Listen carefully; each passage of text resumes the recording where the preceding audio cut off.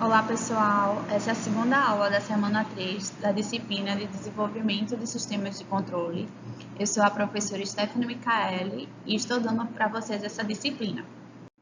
Então, na semana 3 é a continuação das especificações técnicas do projeto. Então, a gente já fez na aula passada tanto o projeto elétrico como o projeto mecânico e agora vamos começar o projeto pneumático, hidráulico e o projeto de instrumentação e controle. Então, para iniciar com o projeto pneumático, segundo o livro-texto, ele é muito utilizado na automação, nas indústrias, porque ele tem a principal característica da rapidez. Então, ele consegue fazer ações rápidas e de forma segura. E ele é muito utilizado na atuação mecânica dos equipamentos, tanto os mais simples quanto os mais complexos. Então, agora vamos tratar das vantagens da pneumática. Então, a primeira delas é a quantidade de insumo e temperatura e segurança, porque o ar comprimido ele tem uma quantidade ilimitada, porque está à disposição no nosso planeta Terra. Esse fluido tem que ser trabalhado e limitado no reservatório para que adquira pressão. Caso haja vazamentos, ele não vai funcionar com a pressão adequada. E outra característica é que o ar comprimido é insensível a oscilações de temperatura, mesmo que estejam em condições extremas. O sistema de ar comprimido não apresenta risco de explosão ou incêndios, permitindo a maior segurança dos sistemas pneumáticos. Outro ponto, outra vantagem da pneumática é em relação ao transporte e armazenagem. Porque como se trata de ar, ele não precisa ter o retorno para as de tubulações. E também ele é armazenado de forma muito simples e sem tanto perigo como ao contrário da hidráulica, que a hidráulica pode apresentar vários problemas de segurança. Então, tanto o transporte como a armazenagem da pneumática é muito tranquila e simples de ser realizada. Então, outra vantagem da pneumática é em questão da poluição e segurança contra a sobrecarga. Então, se o equipamento, eu colocar cada vez mais equipamento precisando da alimentação pneumática, ele não vai ser prejudicial, não vai ter perigo na segurança. E também a poluição, porque como é ar, ele não vai poluir o ambiente, ao contrário do hidráulico, que tem tanta essa preocupação com a segurança, caso sobrecarga, quanto mais carga, ele se torna mais perigoso. E também a poluição, porque esse óleo ele não pode vazar, porque ele polui o ambiente. Então, tem que ter essa preocupação constante com o hidráulico, ao contrário do pneumático. Então, por isso que ele tem essa vantagem. E outra vantagem também é a questão do custo de construção, velocidade e regulagem. Então, o custo de construção, ele não precisa ser tão robusto, como o hidráulico. A velocidade, ele apresenta uma alta velocidade e a questão de regulagem também é fácil fazer a regulagem do sistema pneumático. Então, essas são as 4 vantagens que a pneumática tem na sua operação.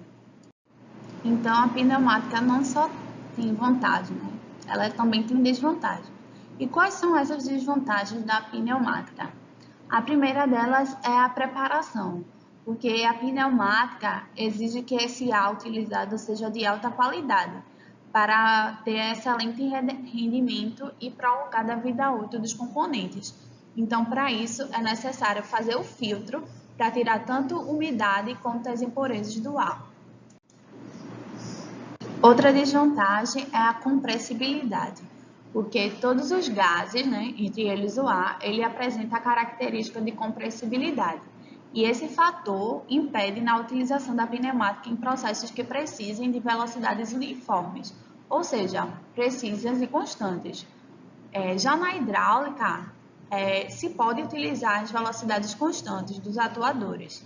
Então, essa é a diferença, né, uma desvantagem da pneumática em relação à hidráulica.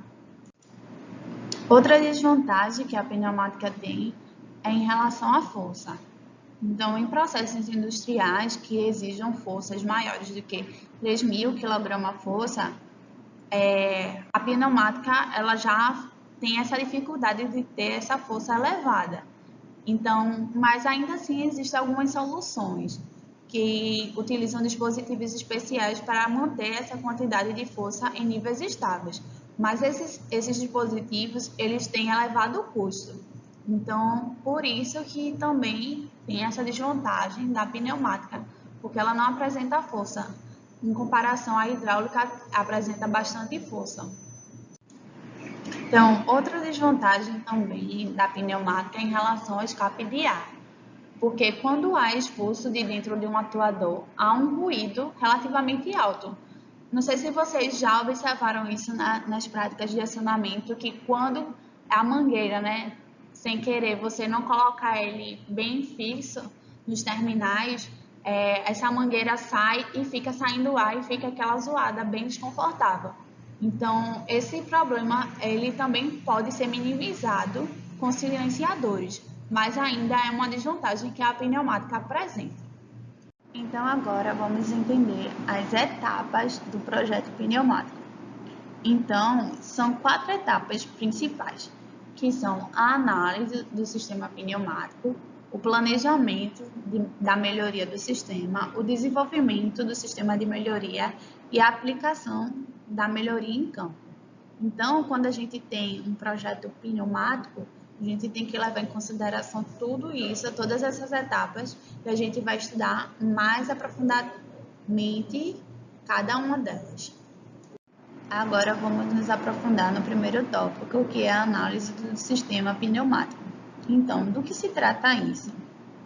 Então, para vocês, né, técnicos de automação, realizar uma análise eficiente dos projetos pneumáticos, vocês precisam realmente ter os domínios da área de pneumática, né, da disciplina que vocês cursaram de acionamentos. E o primeiro se refere à produção, o condicionamento e distribuição do ar comprimido, compreendendo o estudo de processos de compressão, filtragem e secagem. Então, para fazer essas funções, há necessidade do desenvolvimento tecnológico e o dimensionamento de cada um dos componentes. Então, nessa imagem aqui, pode-se observar o compressor, no número 1, o resfriador, no número 2, o separador de condensados, no número 3, no número 4, o reservatório, no 5º, o purgador automático, no 6º, o pé-filtro, no 7º, o secador, no 8º, o purgador automático, no 9º, o pé-filtro com a leste do grau X, o 10º, o pré-filtro com a leste do grau Y e o 11 do grau Z, né? Filtro com a leste do grau Z.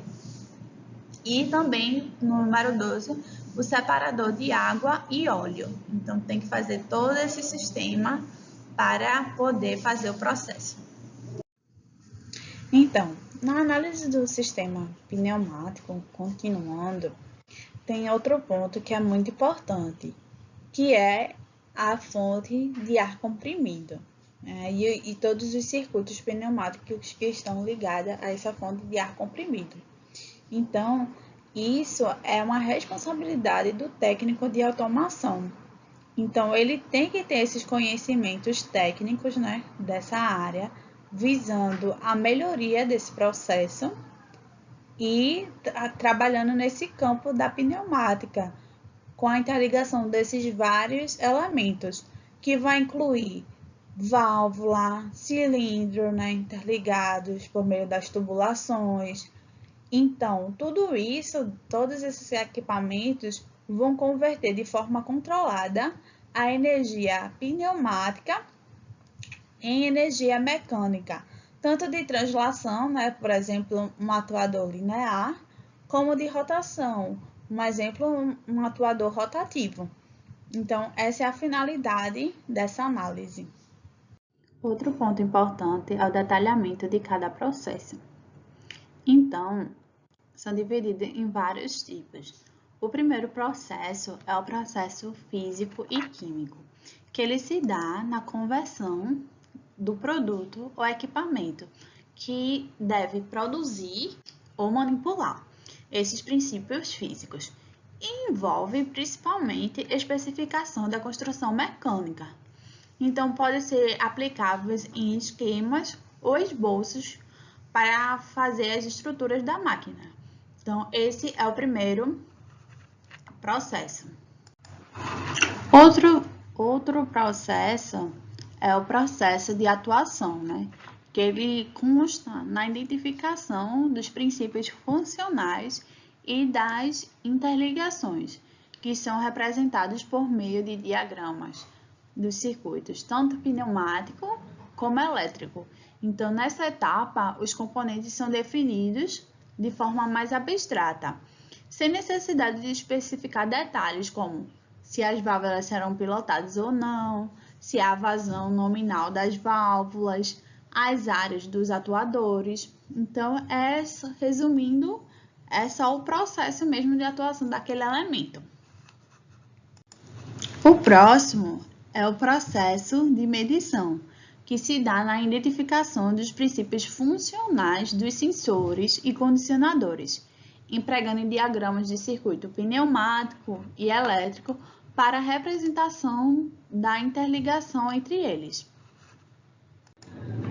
Já no processo de controle, esse processo se dá na definição das diversas soluções de processamento de sinais, por exemplo, os circuitos pneumáticos, os circuitos eletropneumáticos, os relés, os diagramas funcionais, os diagramas de contato. Então, esses são exemplos do processo de controle.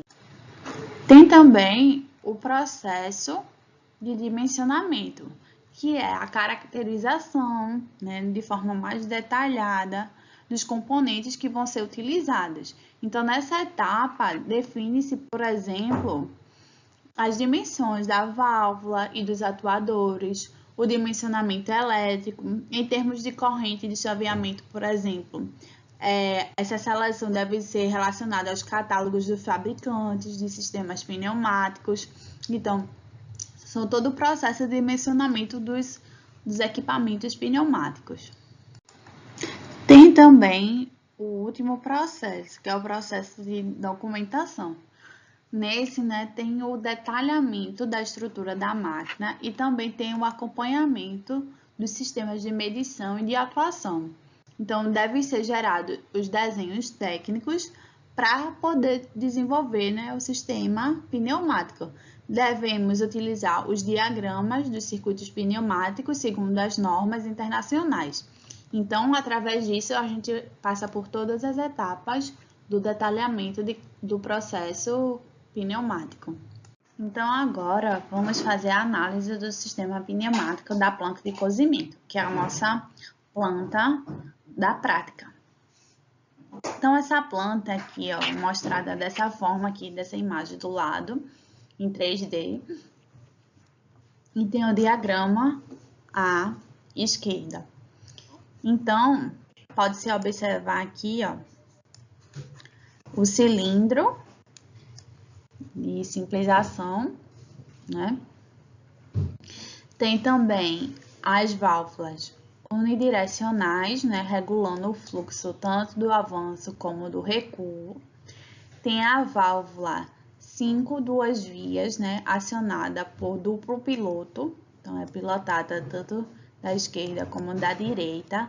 Também tem o botão, aqui, que é acionado por botão e retorno por mola. Tem também aqui o lubrifio. E tem também aqui, o fim de curso por rolete e retorno por mola, acionado por rolete e retorno por mola. Então, isso aqui é alguns equipamentos que vocês já viram, na cadeira de acionamentos, mas é o diagrama pneumático dessa nossa planta de cozimento. Então, depois da análise do sistema pneumático, é necessário fazer o planejamento da melhoria do sistema. Então, propor soluções de melhoria. Então, no nosso exemplo prático, a gente tem duas fases. A primeira é conhecer e analisar o processo atual. E depois, que a gente já fez anteriormente, né? Conhecemos e analisamos o processo que está sendo feito atualmente. Agora, vamos começar a propor melhorias no processo. Como a primeira fase que a gente já fez, agora vamos fazer a proposição de melhorias. Então, existe aqui, ó, o sistema pneumático, então tem o atuador linear, tem a válvula de controle, tem o temporizador e tem o fim de curso e a válvula de acionamento. Então, toda vez que a gente faz um planejamento, a gente utiliza esse diagrama de espinha de peixes para nos auxiliar nesse planejamento. Então, cada etapa aqui. Então, tem o temporizador, né, que é o elemento mais indicado para o controle do tempo de abertura e fechamento da válvula. Ele também tem o menor custo, né? Então, tem o fim de curso. Esse fim de curso é o mais indicado para a questão de posicionamento do atuador. Uma opção de fim de curso elétrico poderia dar um menor custo, mas, porém, como o ambiente já trabalha com líquidos, o uso dessa opção seria inviável. Já o atuador linear, esse elemento não é o mais indicado para executar o movimento da válvula, tipo borboleta. Então, nesse caso aqui, a gente já poderia fazer um melhoramento, porque um atuador rotativo, apesar de ter maior custo, ele resolveria o problema da questão da falta de espaço. Assim como a gente fez na parte elétrica, que a gente tinha esse problema do espaço, aqui também a gente continua tendo. Então, uma melhoria, né, depois da análise, poderia ser feito trocar esse atuador linear por um atuador rotativo, certo? Porque ele vai tornar o processo mais ágil e preciso. Em relação à válvula de acionamento, esse elemento ainda é o mais indicado para executar o acionamento dos sistemas. Ele utiliza a válvula, como a gente viu no diagrama, válvula direcional simples, né, 2 vias, acionada por mola, e também acionada por botão de pulsador, né, que oferece um menor custo. E é uma boa opção, então pode continuar com isso. Já a válvula de controle, esse elemento também é o mais indicado para executar o avanço e o recuo.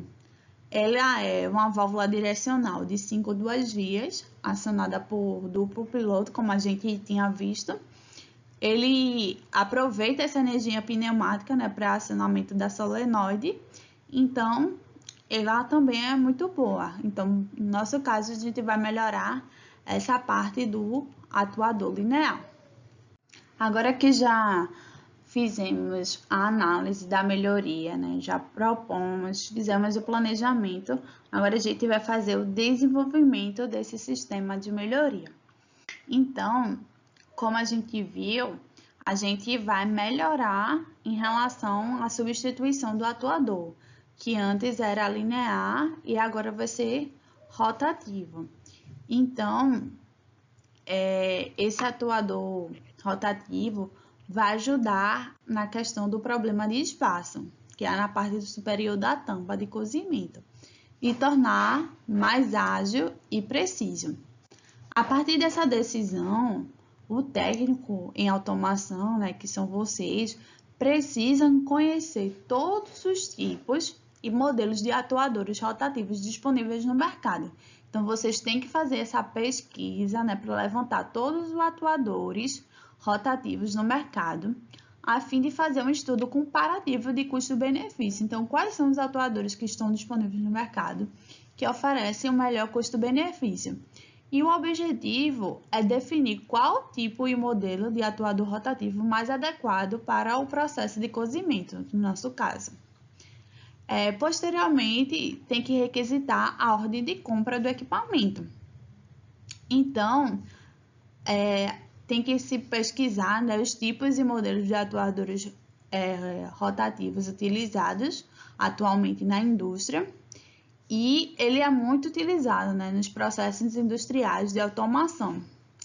Então, esses atuadores pneumáticos rotativos são elementos mecânicos que, por meio de movimento rotativo, transformam a energia cinética gerada pelo ar pressurizado em expansão em energia mecânica, produzindo trabalhos como fixar, girar, abrir e fechar, deslocar e outros. Então, essa pesquisa vai poder proporcionar o desenvolvimento, né? A gente já propôs a melhoria, agora a gente está estudando como fazer esse desenvolvimento, que é colocar nossa ideia em prática.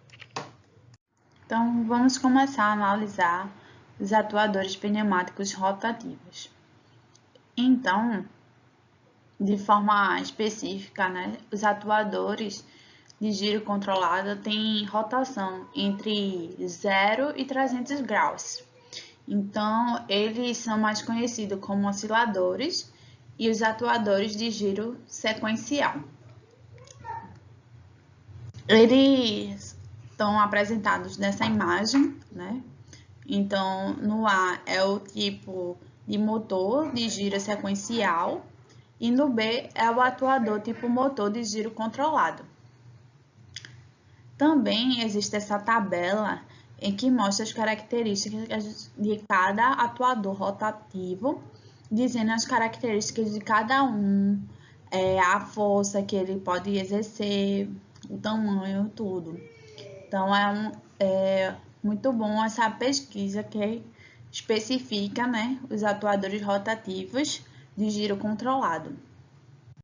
Então, depois de toda essa pesquisa, né, vamos fazer a compra e vamos fazer a atualização da documentação do sistema pneumático, né, porque ele mudou. Antes era linear e agora é rotativo. Então, tenho que botar essa alteração também na documentação. Então, para finalizar nessa parte de desenvolvimento do sistema de melhoria, também temos que fazer a aplicação dela em campo e também fazer a atualização da documentação desse sistema.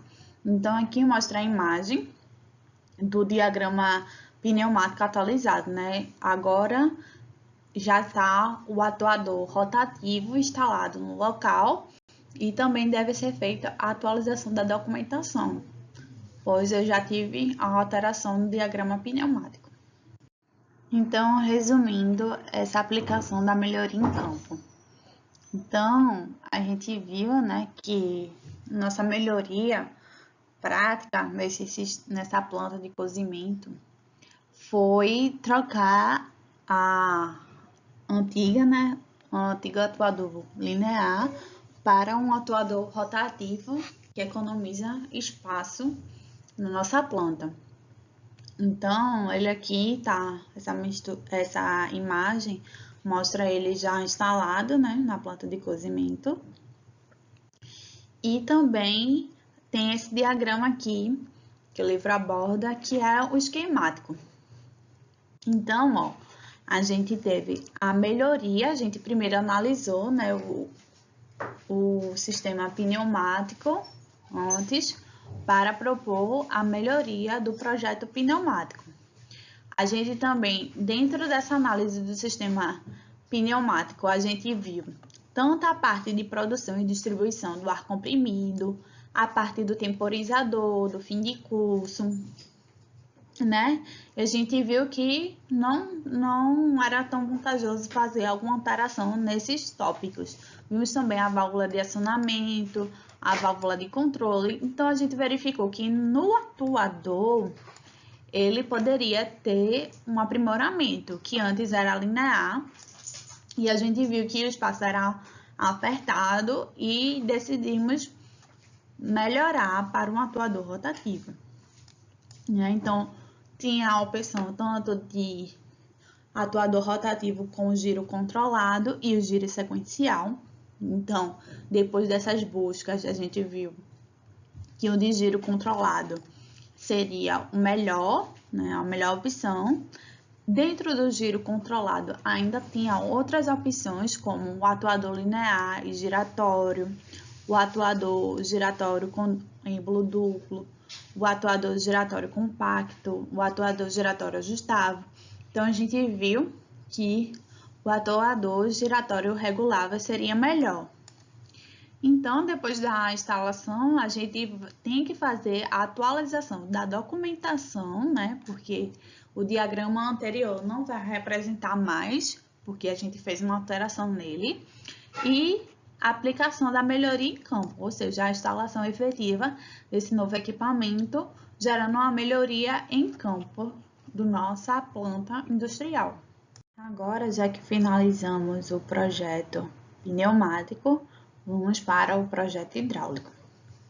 No projeto hidráulico, a gente tem que fazer as descrições, né, dos componentes e se faz necessário a lembrança, né, de algumas características do sistema hidráulico, que porque vem ganhando muita força essa parte hidráulica na automação, né, de sistemas de controle.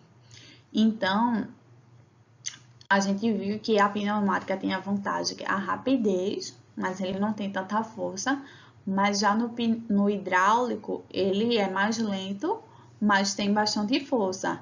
Tanto é que ele é muito usado, por exemplo, em máquinas de escavação, né? Porque ele tem bastante força, macaco hidráulico para levantar um carro, então ele tem uma força necessária até para levantar um carro, em comparação à pouca força que a gente faz, né, pela lei de Stevens.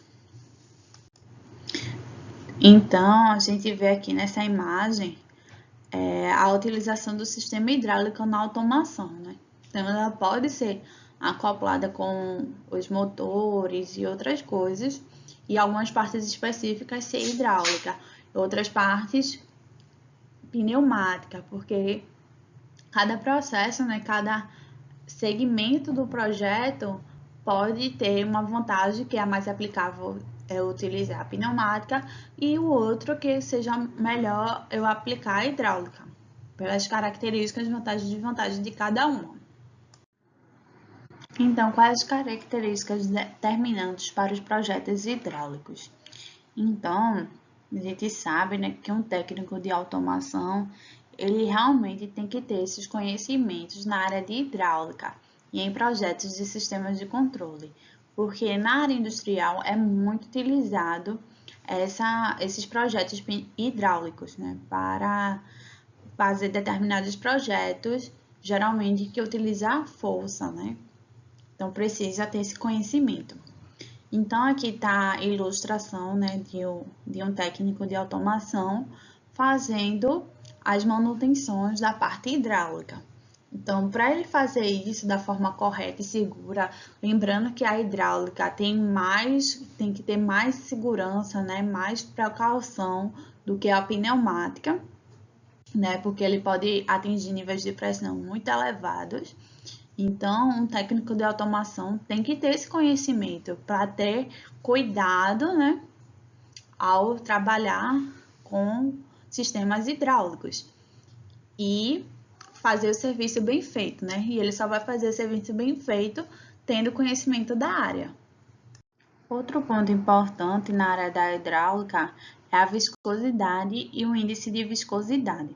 Então, todo fluido tem essa característica da viscosidade, que é a medida de resistência ao fluxo das moléculas do líquido quando elas deslizam sobre outras, né? Então, aquele líquido para ele ir deslizando sobre outro e escorrendo. Então, é uma medida inversa à medida da fluidez. Então, já o índice de viscosidade é o número puro que indica como o fluxo varia em relação à temperatura, né? Quando muda. Então, um fluido que tem um alto índice de viscosidade, ele muda relativamente pouco com a temperatura, mas já outro que tem a viscosidade baixa, ele vai variar bastante em relação a ser mais viscoso com a temperatura.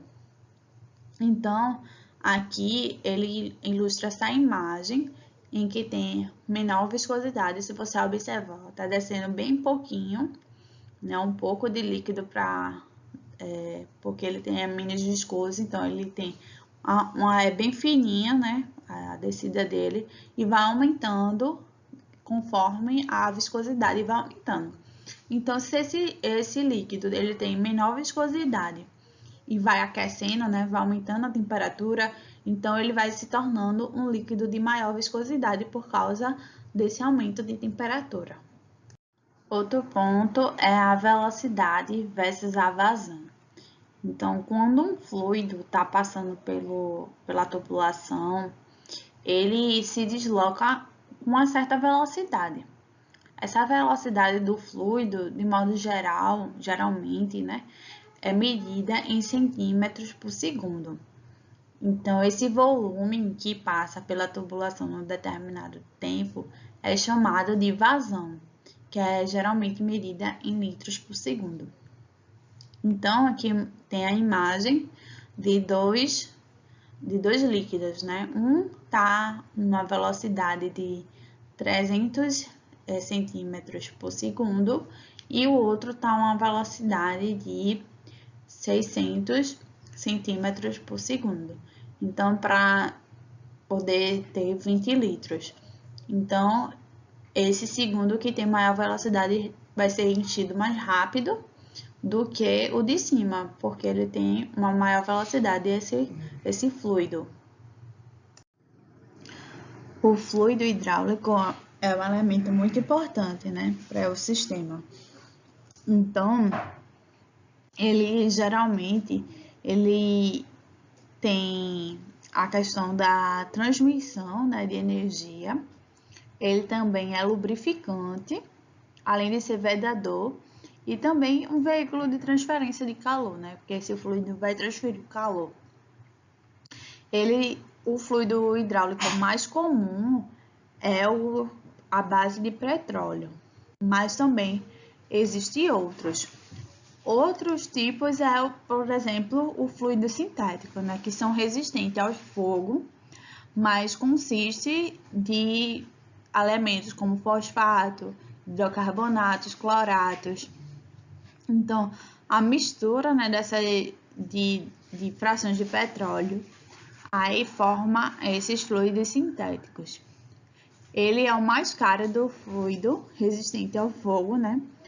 Os componentes que operam com fluidos sintéticos resistentes ao fogo precisam de guarnição de material especial. Então, eles são mais caros devido a isso, porque ele é resistente ao fogo. Então, é muito bom em indústrias que é de área de risco, né? Que não pode pegar fogo. Então, vale a pena esse investimento nesse fluido sintético. Então, no sistema hidráulico, também é necessário fazer as especificações dos componentes hidráulicos.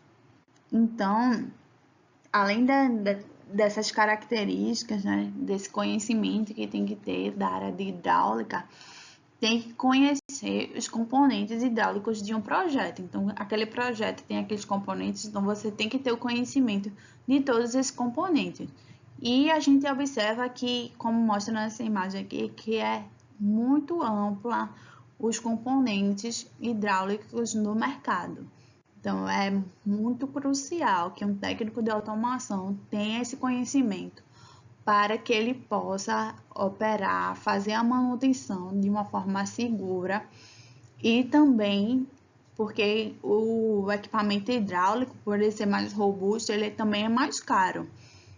Então, para não danificar um equipamento desse, né, que é bem mais caro do que um equipamento de pneumática. Outro aspecto importante, né, para dimensionamento do projeto hidráulico são as tubulações hidráulicas. Essas tubulações, elas são responsáveis por fazer a interligação, né, da fonte até os equipamentos hidráulicos. Então, elas podem ser flexíveis, né, como mangueiras, e podem ser rígidas, como os tubos. Então, nessa imagem aqui, mostra as tubulações do sistema hidráulico, tanto a parte flexível como a parte rígida. Então, detalhando mais as linhas flexíveis, elas são muito utilizadas, né, no sistema hidráulico. Ela oferece a condução dos fluidos que são usados nas maiores partes das instalações, que ocorre a compensação de movimento e a absorção das vibrações. Então, existe essa sociedade, né, dos engenheiros automotivos americanos. Elas são responsáveis por elaborar as normas construtivas para as mangueiras. Então, como ela foi a pioneira nisso, ela é bem atuante, mesmo ainda nos dias atuais. E ela define as especificações que são amplamente usadas em todo o mundo. Então, aqui existe essa imagem, ó, que mostra as mangueiras, né, da hidráulica. Então, é bem mais forte, bem mais rígida do que a pneumática, por ser também existe uma força maior, né? Porque a característica da hidráulica é essa força. E essas linhas flexíveis, mesmo elas sendo flexíveis, elas têm que ser fortes para aguentar essa força.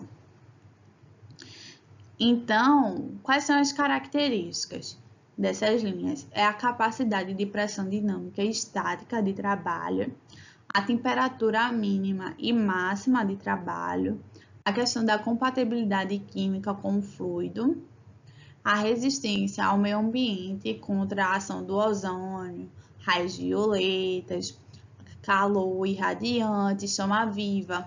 Também tem a questão da vida útil das mangueiras, né, em condições dinâmicas de trabalho, além do raio mínimo de curvatura.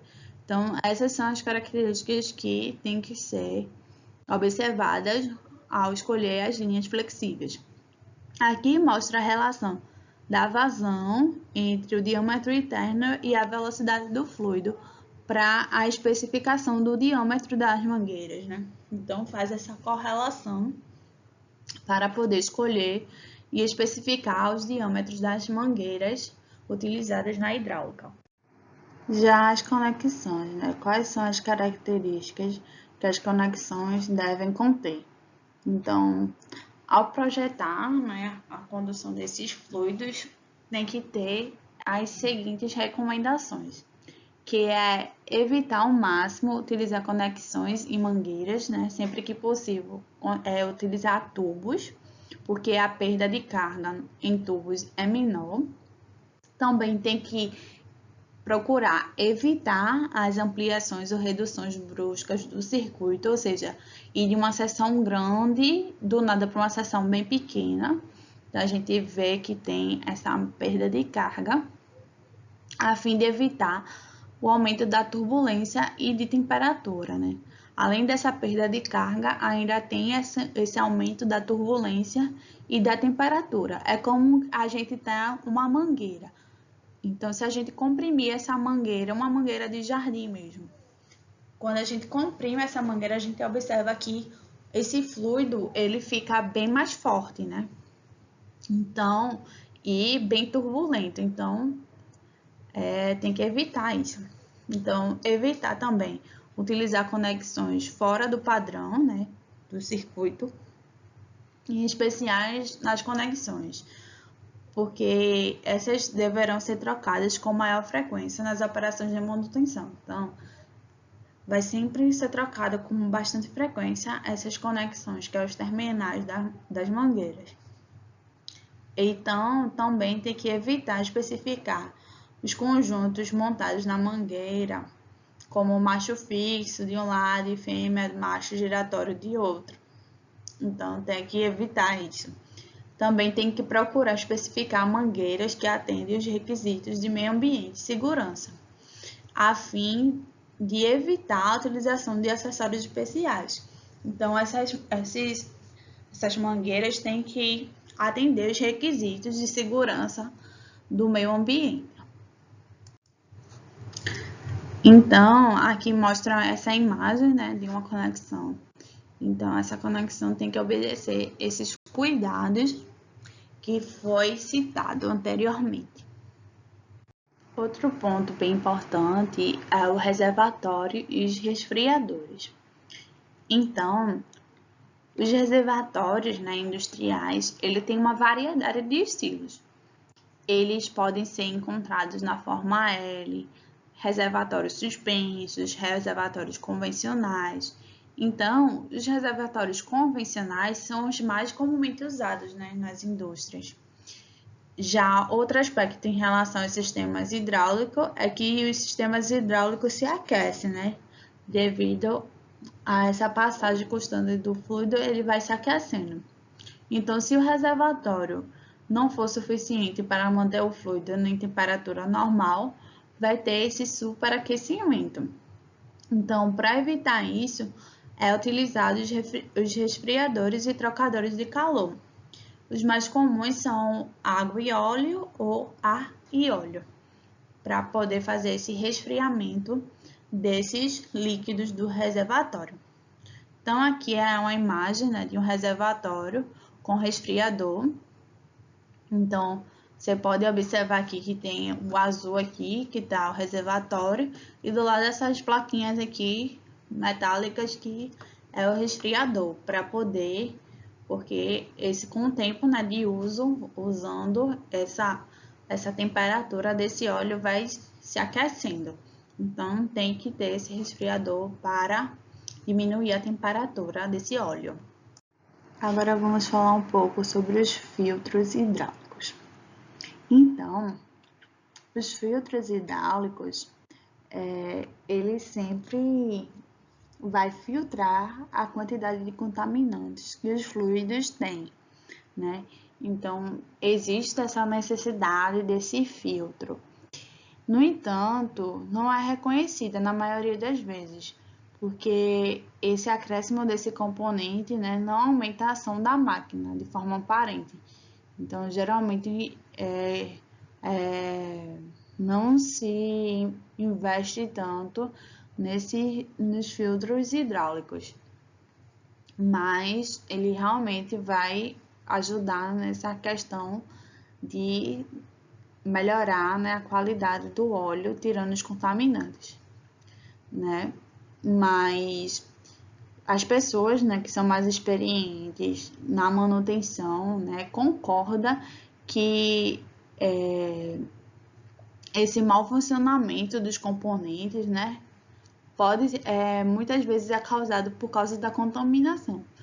Então, se usasse o filtro, já poderia utilizar para ajudar, né, para o bom funcionamento dos componentes hidráulicos. Então, as partículas, né, quando não tem o filtro hidráulico, ele podem fazer com que as máquinas caras falhem, né, em grandes falhas, então gera um prejuízo bem maior. Esses filtros hidráulicos dividem-se em dois tipos, como vamos estudar a seguir. Então, aqui é a imagem de um filtro hidráulico que é utilizado para tirar os contaminantes do fluido. O primeiro deles que vamos estudar é o filtro de pressão. E para que utiliza esse filtro de pressão, né? Então, ele é posicionado no circuito entre a bomba e o componente do sistema. A filtragem dos filtros de pressão é em torno de 3 a 40 microns. Então, o filtro de pressão ele também pode ser posicionado entre os componentes também. Não precisa ser entre a bomba e o componente, não. Entre os componentes também pode ser utilizado o filtro de pressão. Então, aqui tem essa imagem do filtro de pressão que é utilizado também. Então, outro tipo de filtro utilizado é o filtro de linha de retorno.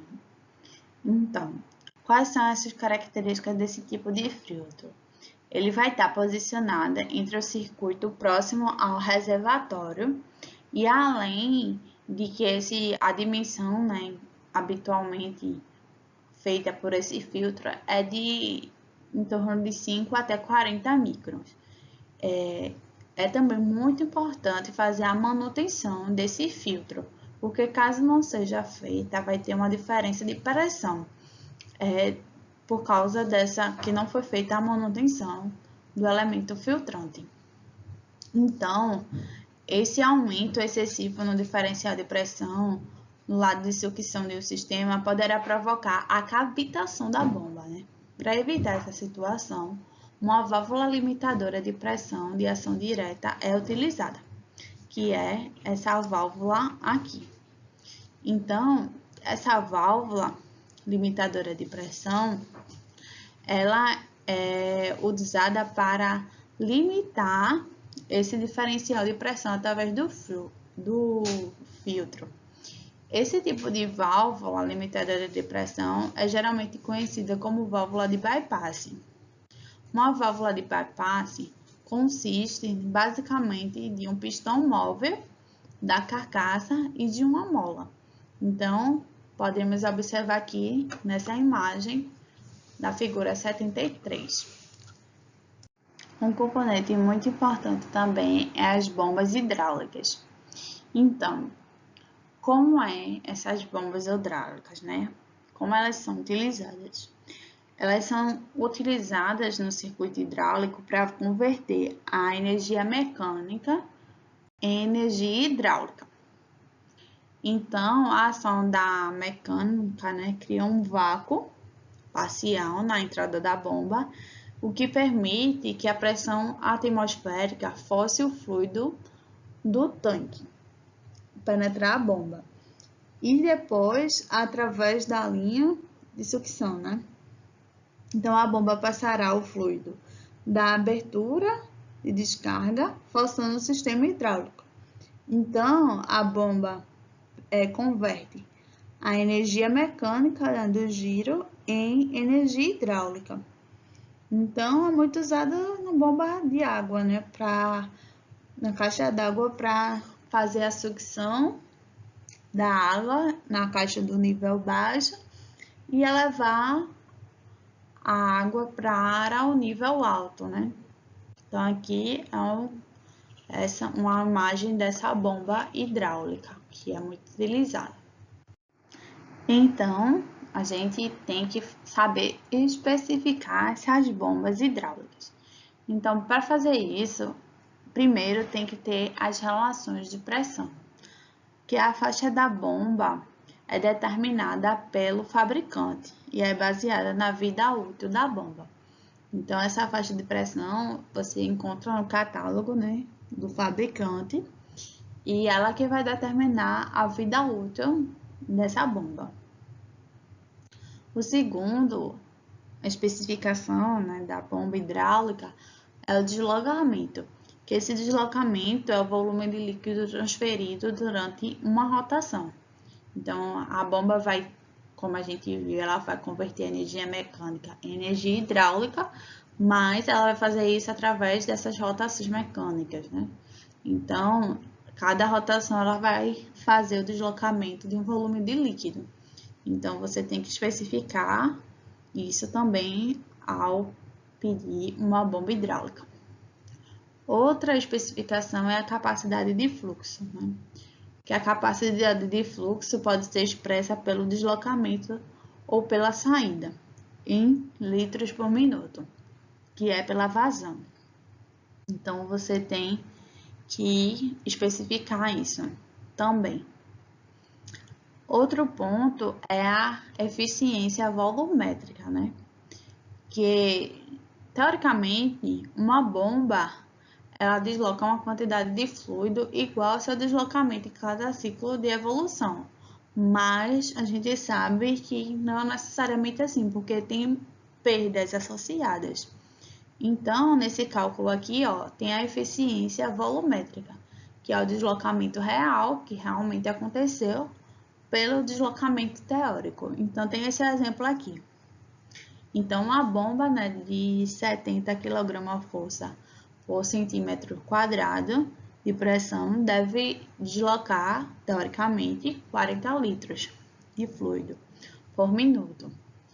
Entretanto, ela desloca apenas 36 litros por minuto. Então, qual é a sua eficiência volumétrica? Né? Então, a gente pega o real, que é o 36, pelo que ela deveria fazer, que era os 40 litros. Então, você observa que ela tem uma eficiência de 90%. Então, a partir daí, desses critérios, faz a especificação da bomba hidráulica. A válvula de controle de pressão, né? É o que vamos estudar agora. Então, essa válvula de controle de pressão, ela é classificada de acordo com o tipo de conexão, o tamanho e a faixa de operação. A base de operação dessas válvulas é um balanço entre a pressão e a força da mola. A válvula pode assumir várias posições, entre os limites totalmente aberto e totalmente fechado. Então, essas válvulas, né, servem para controlar a pressão, a direção, o volume do fluido, né? As válvulas que a gente vai estudar nesse capítulo são todas do tipo de controladoras de pressão, né, que são utilizadas geralmente na maioria dos sistemas hidráulicos. Então, essas válvulas são empregadas para limitar a pressão máxima, né, de um sistema, regular a pressão reduzida em certas partes do circuito e também outras atividades, né, em relação à mudança da pressão de operação. Então, aqui ó, tem a imagem dessa válvula de controle de pressão, que é muito utilizada na área industrial, né? Então, existe também as válvulas de controle direcional. Então, essas válvulas são formadas por um corpo, né, de passagem interna, que são conectadas e podem ser também desconectadas por uma parte móvel. Essas válvulas direcional, na maior parte, né, das válvulas nas indústrias, a parte móvel é o carretel. E as válvulas de carretel são os tipos mais comuns de válvulas direcionais que são usadas nesse ambiente industrial. Então, existem aqui, por exemplo, as válvulas direcionais 3-2 vias, que são usadas para fazer operar atuadores, né, de simples ação, como também cilindros, martelos, cilindros com retorno por mola. Tem também a válvula 4-2 vias, que a função dessa válvula é causar um movimento de reversão no cilindro, né, ou um motor hidráulico. Já a válvula 4-3 vias, ela é usada na indústria móvel, né? Então, essas válvulas também têm diversas posições intermediárias entre os sistemas. Essas válvulas também, elas são muito utilizadas na indústria também. Então, essas válvulas podem ser acionadas por botão, por alavanca, por pedal. Também pode ser por acionamento mecânico, por piloto hidráulico, por piloto pneumático, por solenoide. Então, existem várias formas de acionar essas válvulas. Então, aqui essa imagem, né, ilustra uma válvula de controle direcional acionada por solenoide. Então, vocês, quando fizeram as práticas de acionamento, vocês puderam trabalhar e fazer práticas com essas válvulas. Então, existem também as válvulas controladoras de vazão. Então, essas válvulas, né, elas servem para reduzir o fluxo da bomba naquela linha do circuito. Então, essas válvulas controladoras de vazão são aplicadas no sistema hidráulico quando se deseja obter o controle, né, da velocidade em determinados atuadores. Então, é possível, por meio desse fluxo, né, essa diminuição do fluxo que passa por orifício e fazer esse controle da velocidade. Então, ela pode ser de três formas, né? 3 métodos de controle. O primeiro dele é o Meter-In, que significa o controle na entrada. Então, nessa operação, a válvula tem que ser instalada no atuador, né? De maneira que obtenha a retenção e impeça a passagem do fluido, obrigando o fluido a passar pelo orifício, né? Assim controlando a entrada da câmara do atuador. Mas existe também o Meter-Out, que é o controle na saída. Então, nesse tipo de operação, a válvula ela tem que ser instalada de maneira que essa retenção impeça a saída, né, do fluido da câmara do atuador. Então, ele vai ser instalado na saída e ele obriga que esse fluido passe através pelo orifício controlado. Tem também o último tipo, né, de controle, que é o Bladder-Off, que significa o controle de desvio, conhecido também como controle de sangria. Então, existem esses métodos de controle usados pelas válvulas controladoras de vazão.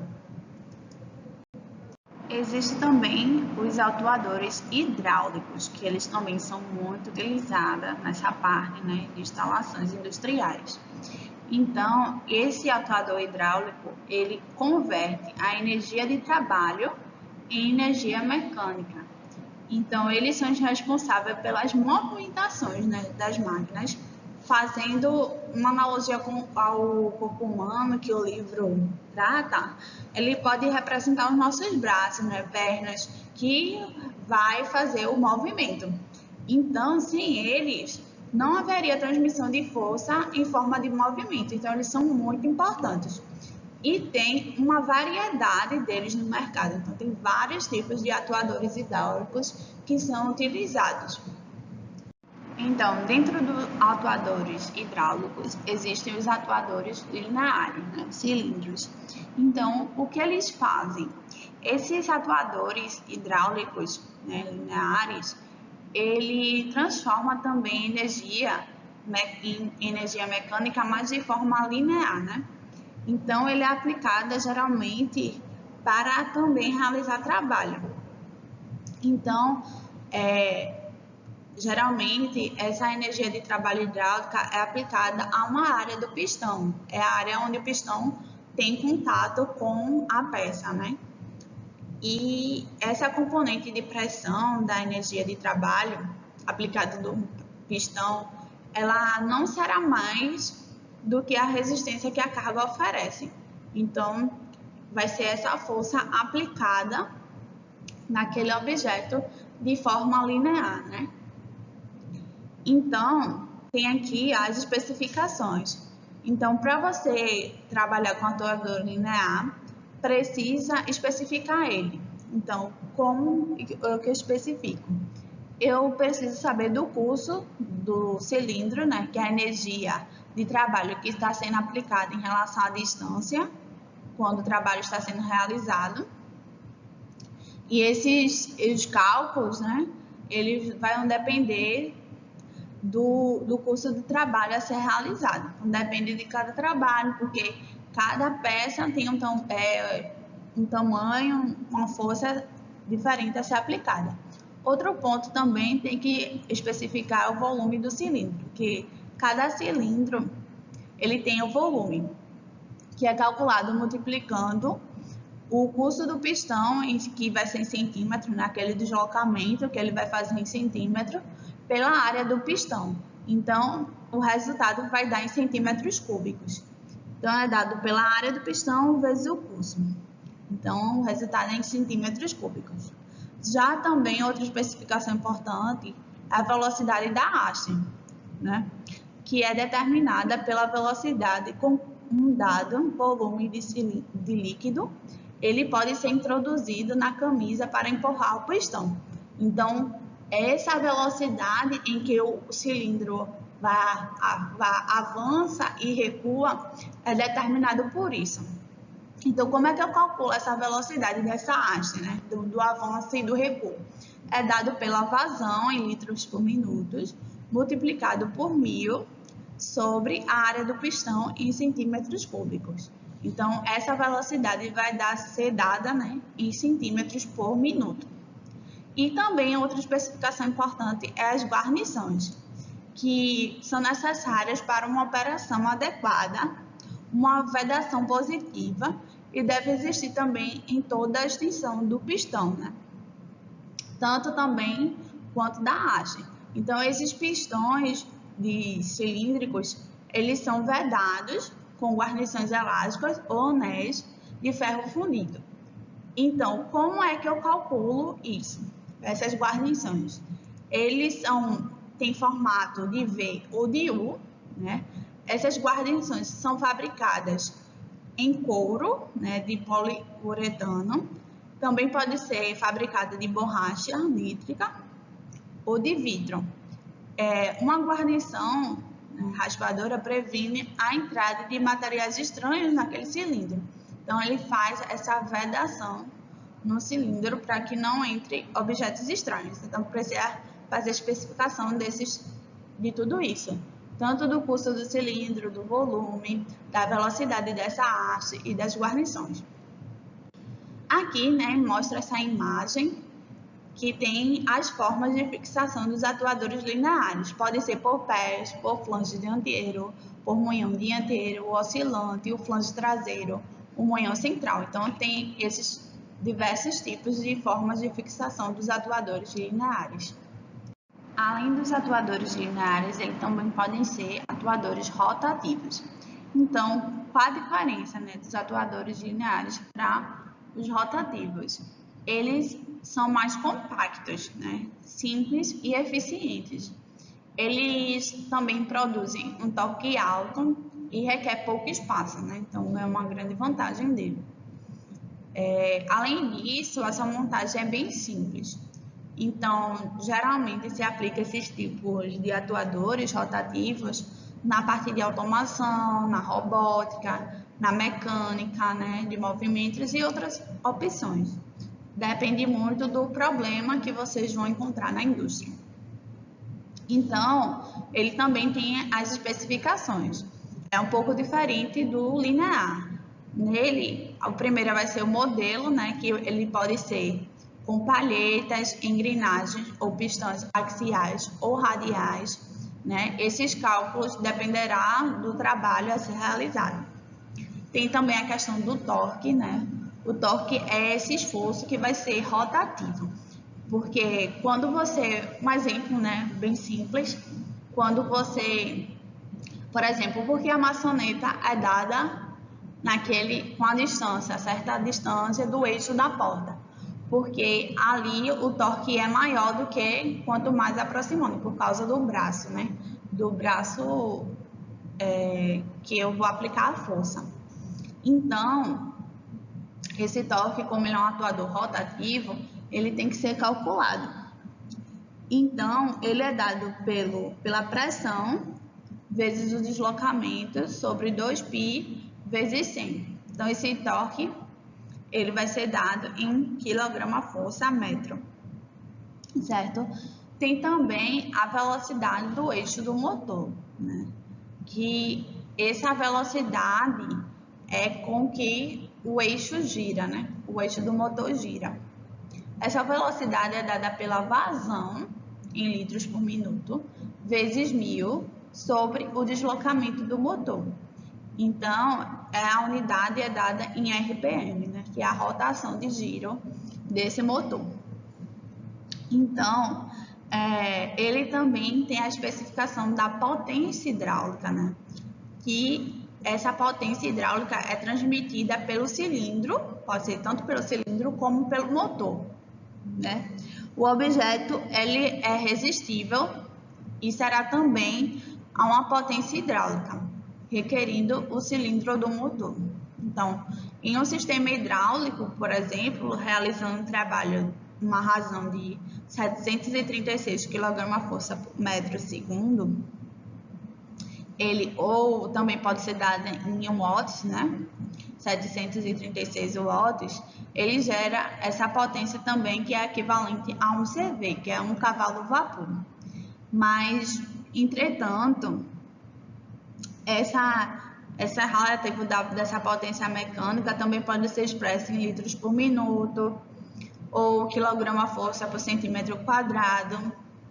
E os cálculos, né, dessas fórmulas também podem ser realizados para aplicações de fatores de conversão, ou seja, eu posso converter uma unidade na outra, que vocês trabalharam muito bem isso na cadeira de instrumentação.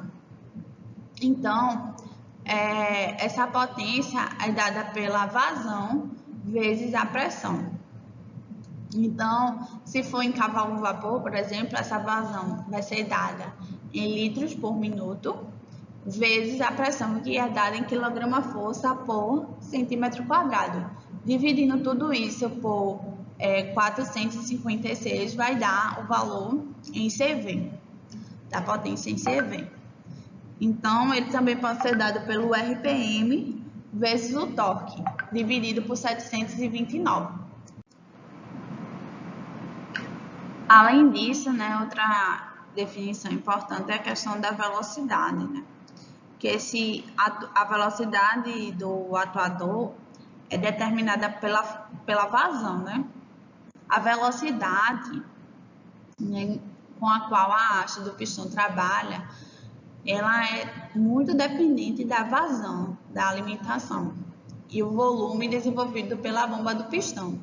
Então, essa velocidade no eixo do motor hidráulico depende da vazão, que geralmente é dada em litros por minuto da bomba, né? E essa velocidade da haste é definida, né, a unidade dela em centímetro por minuto. Então, eles são muito relacionados um com o outro. Outro ponto também é em relação a algumas definições importantes, que é para o trabalho com atuadores. São elas força, potência e pressão. Porque a força do atuador é em função da pressão. Porque pressão é força sobre área, né? Como vocês viram na cadeira de instrumentação. Então, essa força na saída do atuador, ela vai ser desenvolvida pelo cilindro, né? Em função da pressão hidráulica que vai agir sobre essa área do pistão. Então, pressão vai ser a força sobre a área. Sendo que essa força de ação do eixo do motor hidráulico é determinada também pela quantidade, né, da pressão hidráulica na área exposta pelo conjunto rotativo do motor. Então, eles estão interrelacionados. Já a potência desenvolvida por um atuador é em função da velocidade do atuador multiplicada pela força da saída do atuador. E a pressão é expressa, né, por quilograma-força por centímetro quadrado, porque a pressão é dada pela força sobre a área, certo? Outro conhecimento que é muito importante para um técnico de automação é saber interpretar o diagrama de componentes hidráulicos. Então, essas especificações, né, concluída depois dessa análise do diagrama, ele tem que, além de elaborar esse diagrama depois do estudo feito, ele também tem que incluir os componentes hidráulicos especificados conforme cada aplicação. Ou seja, depois do estudo, dos cálculos feitos, você tem que fazer esse diagrama com todas as especificações que foram feitas, né, com os cálculos. Então, aqui tem um exemplo de um atuador, né, de duplação. Tem a válvula unidirecional, ele para controlar a velocidade. Ele é por solenoide, tanto o avanço como o recuo, e é retorno por mola.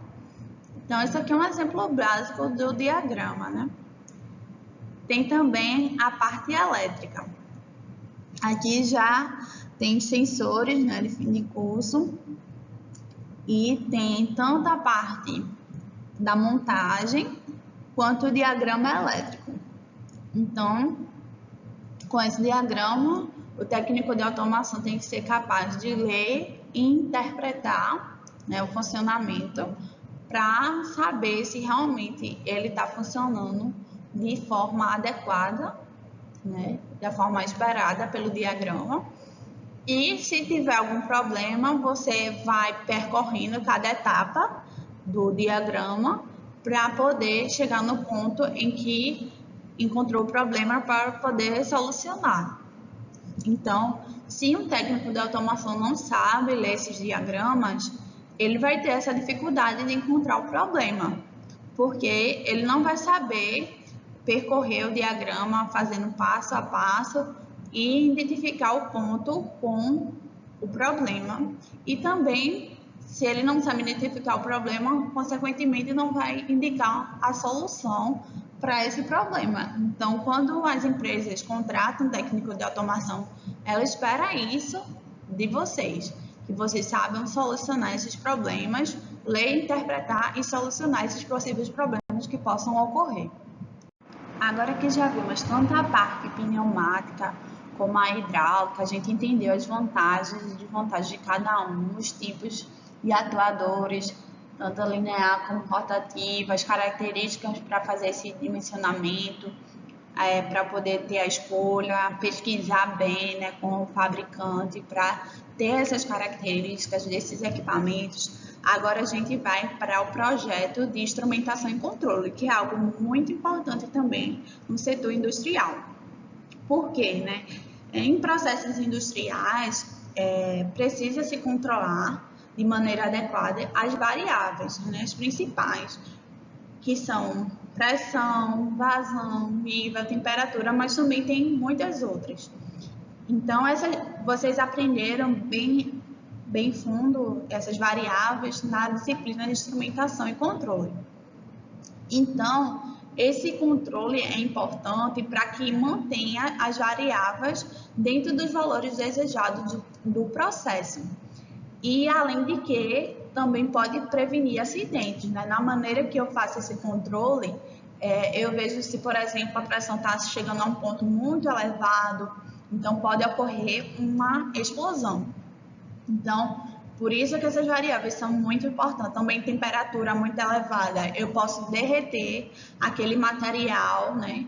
Porque ela não foi projetada, ela tem até uma determinada temperatura que ela suporta. Depois daquela temperatura, ela pode ser que não suporte mais, então vai derreter aquele material, aqueles equipamentos que são caros para o processo industrial, então é muito importante.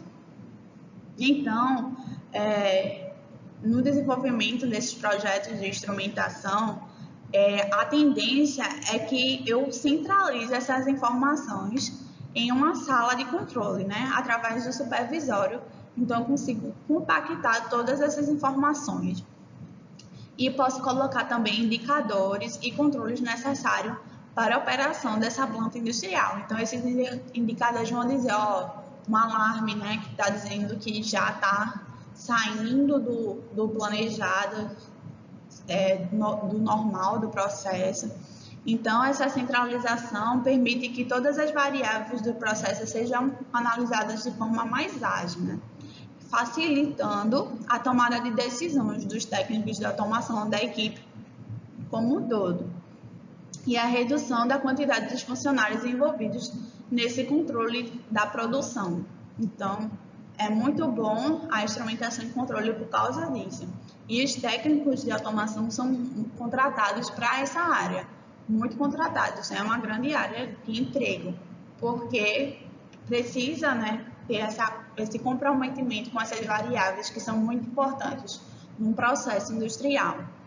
E o profissional de automação também recebe curso, no decorrer do curso, recebe o treinamento para fazer o supervisório, a comunicação com o CLP. Então, tudo isso é feito e exigido do técnico de automação. Então, o primeiro passo para fazer Esse projeto de instrumentação e controle é fazer a análise das instalações industriais e também da parte da documentação. Então, nesse passo, bem antes de começar um projeto de instrumentação e controle, né? Então, precisa ser analisado algumas características das instalações, né, daquela planta industrial, nos quais o processo deverá ser controlado. Então, você tem que avaliar e ver quais os níveis de pressão, de temperatura, de nível, de vazão vai ser necessária e também a documentação, né? Quais são as documentações, se está tudo em dia, os diagramas, tudo isso.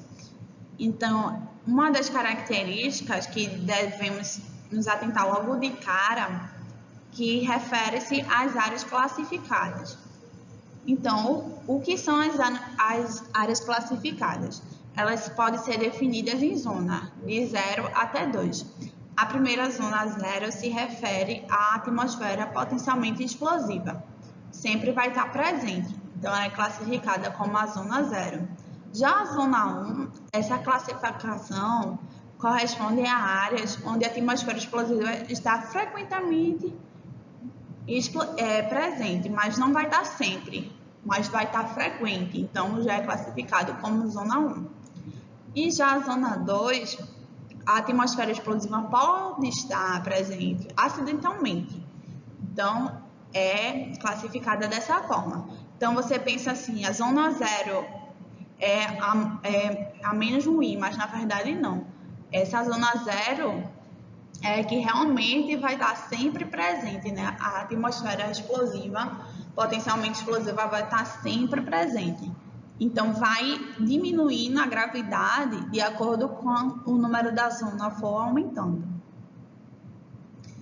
Então, tem a questão dos tipos de proteção, de acordo com a norma IEC. A prova de explosão, né, o símbolo vai ser EXD. Isso aí significa que ele vai ser capaz de suportar a explosão interna sem permitir que essa explosão se propague para o meio externo. Então, fica só no meio interno sem se propagar pelo meio externo. E aqui do lado tem essas especificações das normas. Também tem o tipo de proteção que é em relação ao pressurizado, que é XP, que é em relação aos invólucros com pressão, né, interna positiva e superior à pressão atmosférica, de modo que, se não houver a presença da mistura inflamável, ou seja, se não tiver alguma substância que possa causar fogo, né, que queime ao redor do equipamento, essa não vai entrar em contato com as partes que possa causar alguma ignição. Então, não pode ter, né, se tiver alguma mistura inflamável.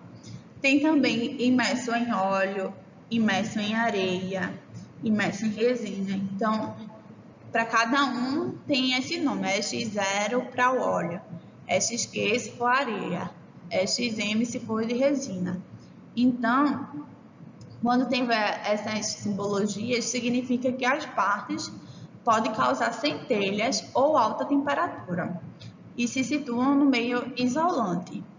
Também tem a questão da segurança aumentada, que é representada pelo símbolo SXM, que significa que as medições construtivas adicionadas, elas serão aplicadas a equipamentos que em condições normais de operação não produzem arco, centelha ou altas temperaturas. Então, isso aí significa a segurança aumentada, né? Que é esse SXM. Tem também a segurança intrínseca, que é XIA ou XIB, que significa que esse dispositivo ou circuito, em condições normais, ou também pode ser anormais, né, como curto-circuito, sobrecarga, etc., de operação, não possui a energia suficiente para inflamar, ou seja, para provocar a queima. A atmosfera explosiva. E tem também o especial, que é o AXS, que é usado para casos ainda não previstos em norma. Então, por isso que não tem uma norma específica para eles. Tem também a classificação de temperaturas na superfície dos equipamentos. Então, quanto maior a classe, né, de temperatura, ela vai ter uma máxima temperatura de superfície menor daquele equipamento. E também a temperatura de ignição do material combustível também vai diminuindo, né, com o aumento da classe de temperatura. Tem também a descrição dos grupos, né? O grupo 1, ele ocorre em Minas, né? Onde prevalece o gás da família metano e também poeiras de carvão. Já o grupo 2, ele ocorre em indústrias de superfície, como químicas, petroquímicas, farmacêuticas, e eles são subdivididos em 2A, 2B e 2C. Então, tem essas subdivisões. E esse grupo 2A, ele ocorre em atmosferas explosivas, onde prevalecem os gases da família Propan. Já o grupo 2B, ele ocorre em atmosferas explosivas, onde prevalecem os gases da família do etileno. Já o grupo 2C, ele ocorre em atmosferas explosivas, onde prevalece o gás da família hidrogênio. Ou seja, cada divisão dessa dos grupos da família 2, do grupo 2, ele tem um gás que prevalece, né? É uma família diferente. Então, como eu tinha dito antes, outra parte que deve ser analisada é a documentação. E quais são elas? Tem o memorial descritivo, que é o documento detalhado do projeto, né, que tem todos os cálculos que foram feitos, os equipamentos, é bem importante. Tem também o fluxograma de engenharia, que é também internacionalmente conhecido como PII, que é uma forma de documentação, né? Esse diagrama vocês viram mais aprofundadamente na disciplina de instrumentação e controle. Tem também o tag name, que faz parte do PII, que é um conjunto alfanumérico. Para quem não sabe, alfanumérico significa que tem número e letras. Identifica tanto a variável medida, né, como a função do instrumento, se é temperatura, nível, a variável medida, né, a função, a área onde está localizado e a malha que ele pertence. Tem também a localização do instrumento, né? Então, principalmente quando tem a manutenção, precisa saber onde aquele instrumento está localizado para poder fazer a manutenção mais rápida. Tem também os típicos de montagem, né? Que é os detalhamentos de como vai ser a instalação desse instrumento, a montagem dele, então é bem importante. Tem também o diagrama da malha, né, que é o documento que mostra todas as malhas da planta industrial, tanto as funções que vai ser envolvidas, a interligação entre as malhas, porque em um processo industrial mais complexo tem essa interligação, além da localização física, né, do instrumento ou da função. Tem também o diagrama de intertravamento. Por exemplo, um robô funcionando. Então, tem que, por exemplo, fazer um intertravamento para que essa porta feche, impedindo que a pessoa entre. Então, esses diagramas de intertravamento, ele tem finalidade de proteger o sistema ou processo.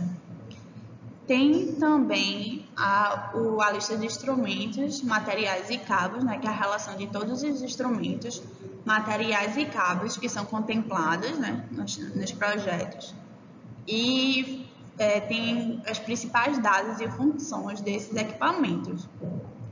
Tem também a folha de dados, que é o documento relativo ao instrumento, especificando as características, né, técnicas necessárias. Geralmente essas folhas de dados a gente encontra no site do fabricante. Então é muito importante, porque dá até para características como fazer a manutenção, a calibração. Então é uma documentação muito importante. Tem também o grau de proteção IP dos dispositivos. que mostra, né, a proteção do invólucro, desde a proteção contra contato acidental em pontos energizados ou também contra superfícies quentes. E até mais, né, a proteção do instrumento contra a imersão prolongada. Ou seja, é muito importante, e a gente viu essa classe do IP, né? Então, ele também é uma documentação importante de ser analisada.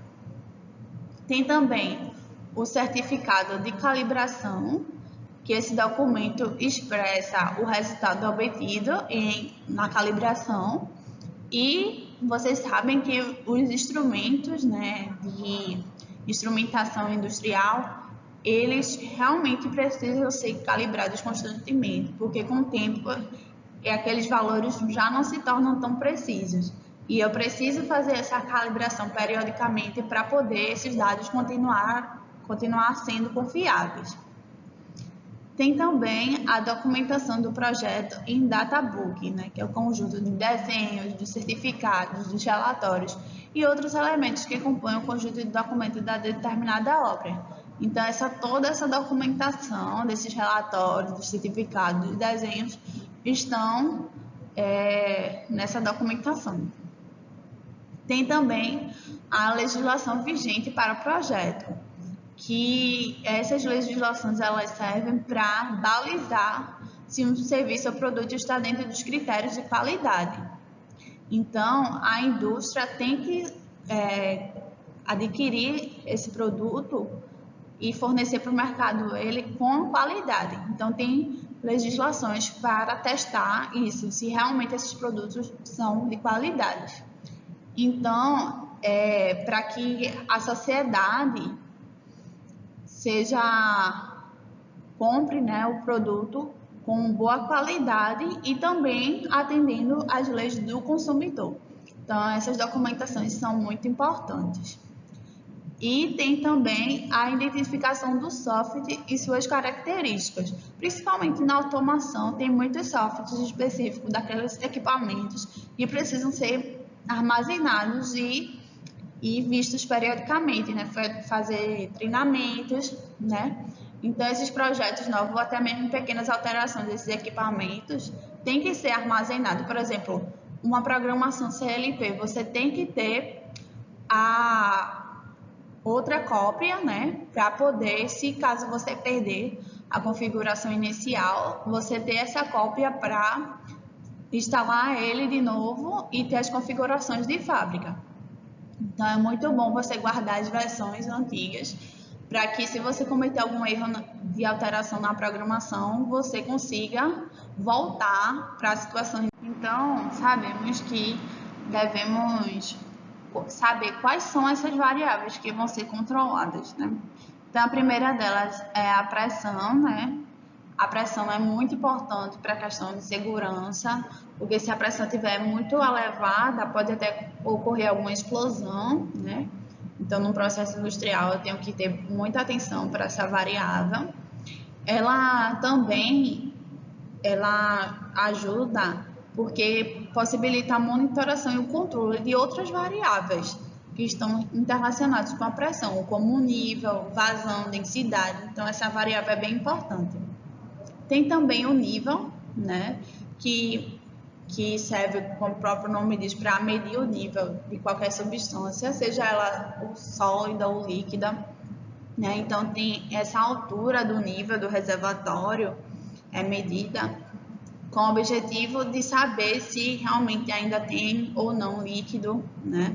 Então, por exemplo, numa bomba que esteja puxando água, se eu não tiver nível ali, então essa bomba provavelmente vai queimar, porque ela está puxando sem ter água. Então, essa variável também é muito importante. Tem a vazão, né, que representa o volume de matéria por unidade de tempo que circula no tubo. Ou seja, essa vazão vai permitir saber se aquele tanque vai encher mais rápido ou mais lento, dependendo. Se tiver uma maior vazão, vai se encher mais rápido, se não, vai se encher mais lento. E também tem a temperatura, né? Que numa indústria de petróleo, por exemplo, a temperatura é uma das mais importantes, porque tem o fracionamento do petróleo para se ter gás, a gasolina. Então, para cada nível de temperatura tem esse fracionamento. Então, essas variáveis são muito importantes no processo industrial. Outro passo importante na parte de controle é a especificação desses equipamentos que vão ser utilizados, né, no controle dessas principais variáveis ou até em outras variáveis, que é a parte realmente de instrumentação e controle interligadas, né? Nessa etapa, depois da determinação das variáveis, tem a necessidade da especificação dos equipamentos e instrumentos que vão controlar essas variáveis do processo. Então, tem aqui essa imagem, né, que ilustra o indicador, o integrador, o controlador, o conversor, o atuador, o transmissor. Então, aqui, ó, eu tenho uma variável no processo que tem um detector e sensor, e tem essa variável de transmissor, que vai mandar tanto para o indicador, né, onde mostra essa variável, esse valor que eu estou medindo, como para o indicador, como para o controlador. O indicador só vai ter função de mostrar, né? Mas um equipamento pode ter mais de uma função, ele pode ter função de indicador e controlador também. Tem o integrador, tem um controlador que ele vai fazer o controle desse processo, se está realmente no nível correto que eu quero ou não.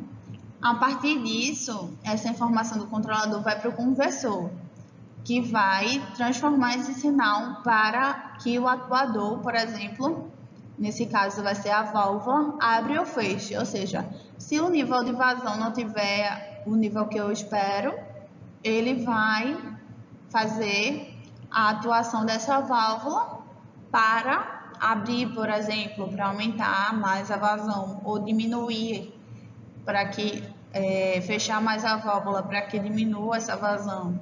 Então, essa especificação e essa interligação dos equipamentos de controle é muito importante, né, para fazer o controle dessas variáveis do processo.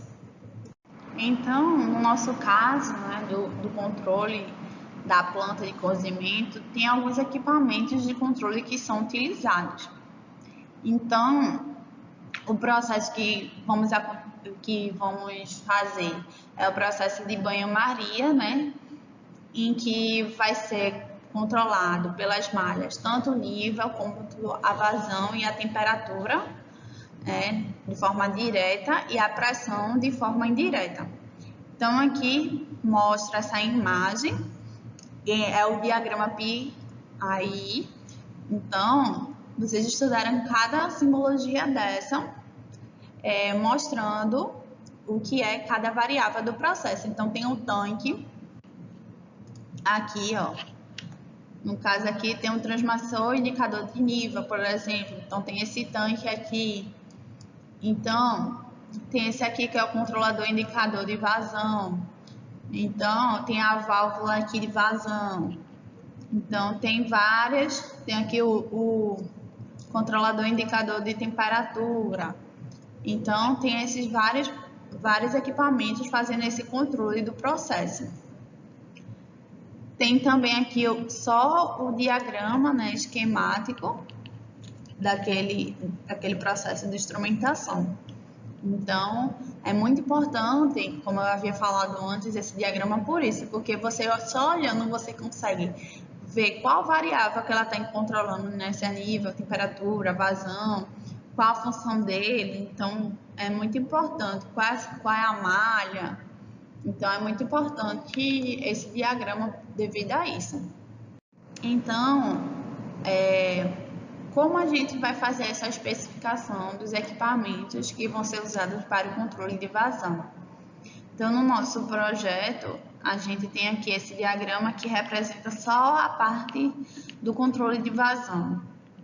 Então, tem aqui, ó, por exemplo, o transmissor indicador de temperatura, tem esse aqui, a válvula de segurança de pressão, o indicador de pressão, Então, esses equipamentos aqui vão ser muito usados para o processo de vazão, né? O controle de vazão. Tanto é que essa letra F aqui significa vazão em inglês, que é flow. Então, todas essas variáveis que tem um F na frente estão controlando o processo de vazão. Seja ele indicando, como aqui, ó, só o indicador de vazão, ou a válvula de controle, a válvula de vazão.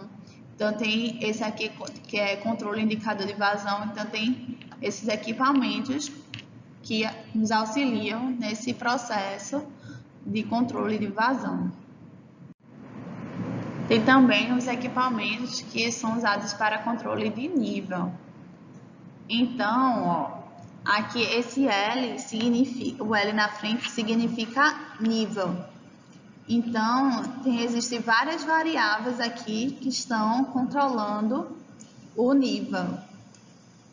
Tem aqui o indicador de transmissão, indicador de nível, a válvula de nível. Então, tem várias, aqui as lâmpadas de nível alto, nível baixo, e mostra o nível alto e nível baixo. Então, também essa parte de instrumentação, né, esses diagramas, essas tags de nível também é muito importante para você conseguir identificar cada variável dessa do processo e o que o equipamento está fazendo, né? É muito importante saber ler esses diagramas. Tem também a especificação dos equipamentos para o controle da temperatura. Então, aqui, ó, no diagrama, você vê que tem essas variáveis aqui de temperatura. Então, aqui tem o sensor de temperatura, que nesse caso aqui é um PT100. Para quem não lembra, o PT100, ele vai ver a temperatura a partir da variação de resistência. Já o termopar, ele vê essa variação de temperatura criando uma diferença de potencial, né? Porque ele é feito por dois materiais distintos. Tem também aqui o controlador indicador de temperatura. Então, esse T significa sempre temperatura. Então, todas essas variáveis aqui estão controlando a temperatura. E também tem a válvula aqui de segurança, né, de pressão e o indicador de pressão. Então, essa variável de pressão, ela está sendo de forma indireta, né, para a segurança dos equipamentos. Então, tem essa válvula aqui de segurança. Esse P inicialmente é de pressão, então essa é uma válvula de segurança, né, da variável de pressão, e tem um indicador de pressão. Então é realmente bem importante fazer essa análise da pressão por causa disso, né, que se esse tanque atingir uma pressão muito elevada, pode ocorrer a explosão, né, esse material não resistir e ocorrer a explosão. Então, essas variáveis, né, são realmente muito importantes no processo industrial de serem analisadas. E um técnico de automação tem que saber ler esses diagramas e saber também operar esses equipamentos. Então, por fim, a gente viu todas essas partes das especificações técnicas do projeto.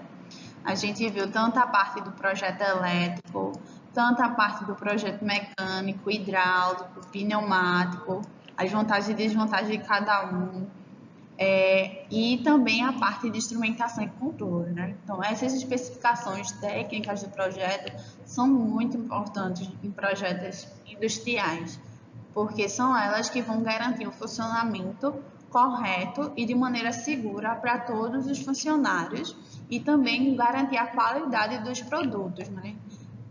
Como a gente viu, tem normas que padronizam esses certificados de qualidade dos produtos que têm que ser atingidos e só serão atingidos todos esses segmentos, né, operando de forma correta no processo industrial. Então, essa aula da nossa semana, né, que foram especificações técnicas do projeto, gostaria de agradecer a vocês por ter assistido até o final da aula e qualquer dúvida é só falar comigo na plataforma. Aguardo vocês na semana que vem.